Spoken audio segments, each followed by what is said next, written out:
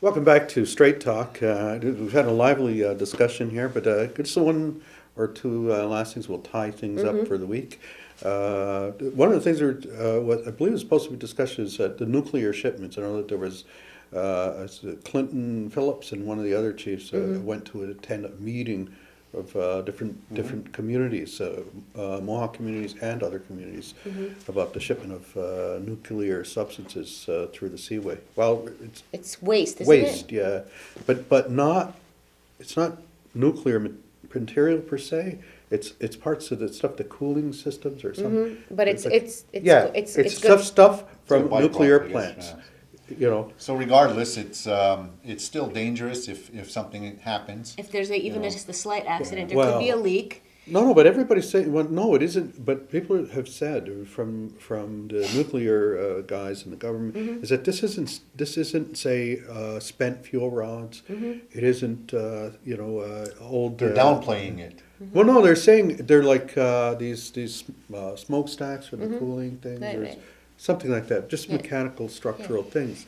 That's what they're saying. Regardless, yeah. Yeah. But the concern is there, and I think over the last week was a horrible earthquake. What's going on in Japan? And tsunami. I mean, just completely, amazingly destructive.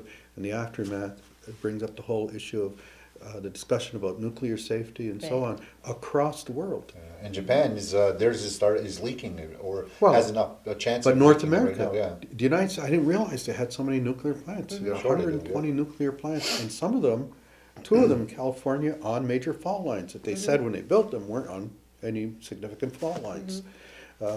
There's fault lines that run up through Ontario. We know we have in Ontario. There's nuclear plants along the lakes.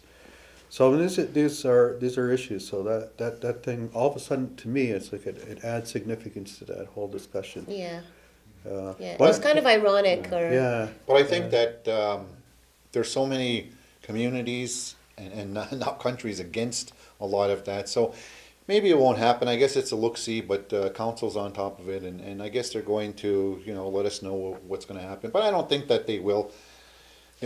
What are they going to do with it? Who knows? They can bury it in their own backyard for all I Well, care. Just one of don't, the things is, how do you just know? don't bury well, I it in think ours. know? the alternative is what to get it out on land. Well, something like that, they have to let somebody know. They can't just Yeah. Well, they have to let their own They- people know. they You can't would just think. sneak down the seaway at night. Not with that. With other shipments, I'm sure that they do that. Well, I mean, but really, I mean, somebody already said that, but in fact, how would you know? You wouldn't. You wouldn't, No. okay? Or that it already hasn't happened. Unless, and we talked about this before, but I don't remember if it was in the context of nuclear waste, is that we spoke about manifests, and that the community does get manifests from CN when they have trains coming through as to what's on those trains, especially if they're leaving them, where they used to leave them at Adirondack Junction. So we used to get manifests, and one of the questions was, I don't remember ever getting any manifests from the Seaway as to what the ships are carrying.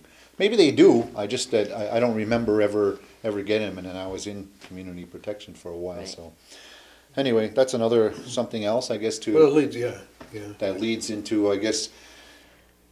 We have to talk about jurisdictional issues again. You're always going to talk about, like, who has jurisdiction over territory? To have any kind of It's control, not just- and how do you effect that jurisdiction? Yeah, and it's not just us either. It's not just our communities or our Aboriginal communities. It's everybody else. communities I mean, yeah, that right along the seaway Yeah. that are Yeah. concerned about this. Just so there was the thing about the panic. There was a few years back, about maybe even 10 years ago, it came up. I talked about it on the talk show one time. There was discussions that had been going on with it's just a Seaway, whatever it is now, corporation, about widening and deepening the Seaway trough all along the St. Yeah. Lawrence I don't know if Seaway. that's going to happen. Well, no, I but don't but think what so, happened but- was, unlike the 1950s and the 1940s, when those original discussions were happening with this seaway, is that all along there people were organized, and it wasn't just Native communities; it was non-Native communities, about the impact. So there has been sort of a cultural shift about environment. and How old things is the like Seaway? that. Oh, it 57? opened 57. 59. 59? March 59. 52 years ago. 59. I remember when the Queen came through. You were. Speaking of years ago, and speaking of being 52, Yeah. That's why I remember that. Alright. I was born when Yeah. it was. and speaking when of they were which, open. speaking of which, Right there. right there, happy birthday. Okay, Yeah, so happy we want to wish birthday, yeah. wish you Happy Mike. birthday. Thanks. And then I looked up what happened in 1959. Alaska and Hawaii became states in 1959. The 49th and the 50th state. And Flavor Flav has the same birthday. Flavor Flav.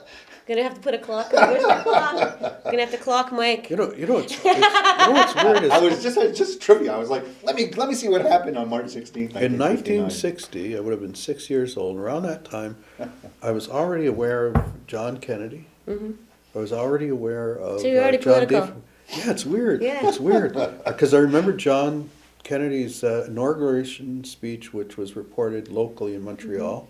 You know, they asked not what you can, Yeah. your country can do for you thing, and John Diefenbaker. And of course, that's the year that all the stuff happened in terms of citizenship for Native people and so on. Thus complicating our lives even more with that. Yeah. All right. So With that, we wrap up another show. okay. Oh, and but before we do, again, I want to remind people about the Seaway, and it is officially reopening for the season soon. Okay. And the icebreaker will be going soon, and that makes the ice even more unstable than it has been, even though it's thawed. Yeah. And we've had like I guess a superficial thaw. There's still some people that probably might think that the ice can bear weight. Yeah, stay off there. Johnson's time of Beach year area. anyways. Yeah. Johnson's Beach area. Don't do the things that we used to do when we were kids. No iceberg jumping. Yeah. So with that, we'll wrap up another show. You've been watching Straight Talk. If you have any questions or comments surrounding this show or any other show, you can email us at mohawktv@hotmail.com or call us at 450-632-NEWS. That's 450-632-6397. Or Michael Stock Sr. at hotmail.com or Ross at RMK54. RKM. RKM 54? Yeah. All right. Now you know what year he was born at hotmail.com. And Chris. No, it's simpatico.ca. Gee, there you go. Simpatico. So I missed the boat on that one. It's okay. Just You're don't young. jump on the seaway. Nyawa. And Onigi Wahi. Onigi wahi. Onigi wahi.